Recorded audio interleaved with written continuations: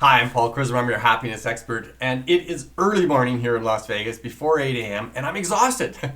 And I'm exhausted because I got up at 3 a.m. to do a series of interviews with Radio 1 CBC in Canada. They had me at 8 different cities, all the early morning shows, and 6 o'clock in the East was 3 o'clock my time, so I was up plenty early. But it was fun. I was doing interviews about the very recently released World Happiness Report, which just issued its 2022 report. And there's some interesting findings from it. And for those who are keeping score, and the competition is important, Canada dropped one rank from 14th to 15th. The United States increased its rank from 19th to 16th. In and of themselves, not all that interesting. But there's some bigger trends that I think we should talk about and say, what is the state of the world with respect to happiness right now? And that's what this particular video is all about. So stay tuned.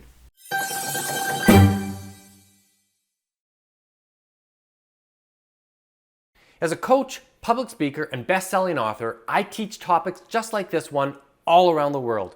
So stay tuned and I'll give you practical tools that you can use to make both yourself and those around you both happier and more successful. Yeah, so the World Happiness Report for 2022 is out and it's very interesting. And certainly the competitive nature of people comparing their country to others and the little changes one year to the next are kind of interesting, but sort of unimportant. The statistical difference between 14th and 15th or first and second is generally quite small, and also within the margins of error often for the nature of the surveying they're doing. So don't look too much at whether Canada dropped from 14th to 15th and year over year, but look more at the trends over time, which I think is interesting. There are some important findings there, and they're not necessarily very happy ones.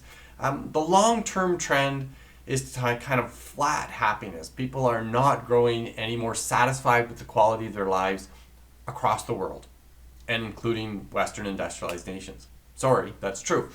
And in addition, and not surprising to you, while the happiness levels are flat or generally declining a little bit downward, the stress levels are going up across the world. People are more and more stressed. And it's not just pandemic related, although that gave certain increased bumps in the level of stress that people are reporting.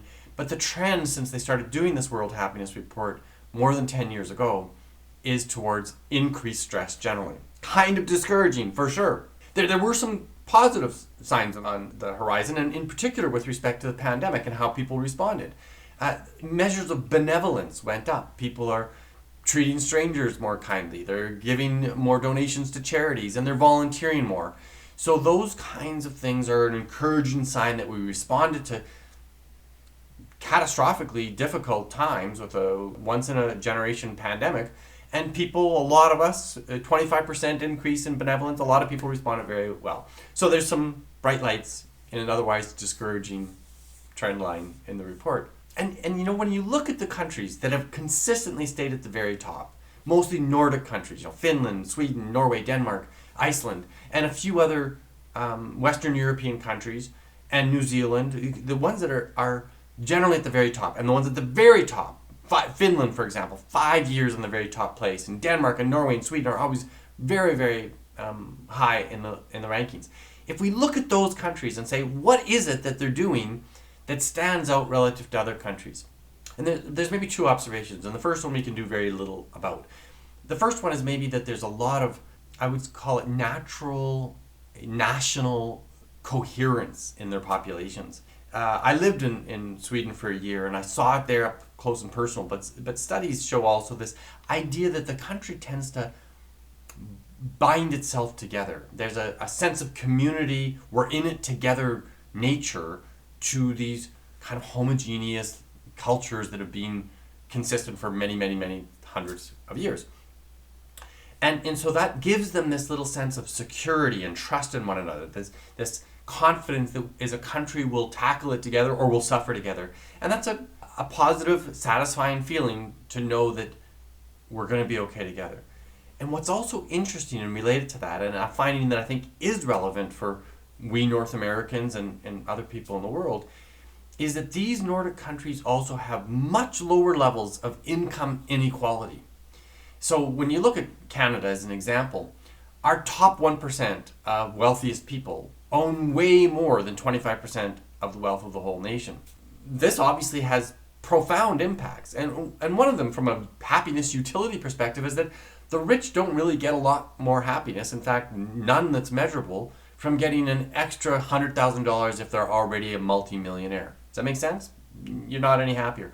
But for people in the lower half of the income distribution, for them, a little bit more money can make a big difference. If there's food insecurity or housing insecurity, $1,000 or $5,000 more in the year is a big, big deal.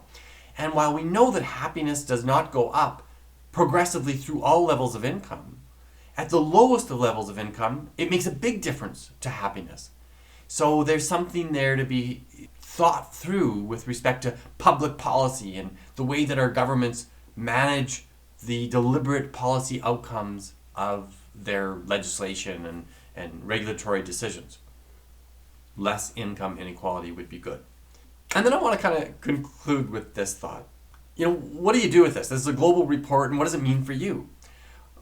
Well, maybe not a lot. The report itself may not be relevant to your personal life. But don't let that be discouraging at all, because there's a ton that individuals can do. And the science is really clear. People who learn more about happiness, the interventions, the ways that we become happy, in fact grow happier. So if we get the knowledge and then we apply it, we take action in our lives, the science is really, really clear. You're not stuck at one level of happiness, but you can go happier. So if you're wondering what to do, well, go explore my channel here on YouTube or any number of other good authors and people working in this field, and learn some stuff, apply it in your life, and you in fact will grow happier. And then there's kind of this interesting little social benefit. The research is also very clear about this idea of emotional contagion, that if you grow happier, the people around you will grow happier, and to significant degrees of separation, so that people you don't know will get happier as a result of you getting happier. So if a bunch of us got invested in growing happier personally, then maybe we could change that World Happiness Report and see a trend turning around. Just a thought. Have a great day. Hope you enjoyed the video. If you like it, click the like button, share this video with your friends and family. You, in so doing, can make the world a slightly happier place. Bye for now. We'll see you next week.